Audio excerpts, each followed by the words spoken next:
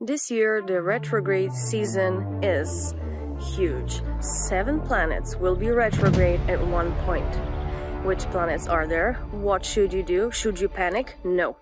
Just prepare yourself for this energy. If you don't know how, watch this video. Which planets are the part of retrograde season? It's Venus, Mercury, Jupiter, Saturn, Uranus, Neptune, and Pluto. Each of these planets is ruling a different level of your life. Let me tell you more about it. Let's start with Venus, since she's already in retrograde period. It has started on July 23rd and will end on September 4th. However, when the planet is getting out of the retrograde mode, it also has a shadow period. So things are a little bit slow still until October 7th. Venus rules love and beauty. So all the old topics that you need to consider in those regards will come back. So you might run into your ex or maybe an old friend. Venus is retrograde in Leo. Leo is all about self, ego, and your inner power. So consider those factors in your love life. Do you take care enough of yourself when in a relationship? Venus retrograde in Leo is a good time to pamper yourself, to see if you are tending to all your needs.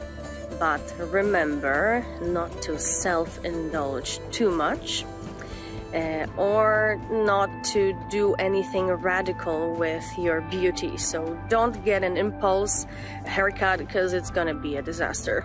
Venus retrograde affects most these zodiac signs: Taurus, Leo, Libra, and Aquarius. Let's talk about next planet. The next planet retrograde is Mercury, and it's retrograding in Virgo. Always, always, always when Mercury is retrograde, check your documents, back up your files because electronics are going crazy. And this time, Mercury is retro in Virgo. So Virgo is all about the details. So when you read documents, contracts, when you make them yourself, be very thorough because it's really easy to make a mistake. When is the retrograde happening? It starts August 23rd and finishes September 16th. However, remember about the shadow period from August 4th till September 30th. The retrograde will still be a bit in motion. What can you do during the retrograde? Reassess your plans and strategies in detail, right, Virgo? Which signs will be the most affected? It's Gemini and Virgo, so brace yourselves. Another planet that goes retrograde is Saturn. It already is. It started on June 18th and will finish on November 4th. It is retrograde in Pisces, so it is a good time to reevaluate and restructure your spiritual life, your patterns of thinking. The things that you think that are certain for you might change. It is also a good time for self-healing. The most affected zodiac signs by Saturn retrograde are Capricorn and Pisces this time. Let's talk about Uranus. Uranus is in Taurus until 2024. It will start its retrograde period on August 29th, and that will last until January 27th, 2024.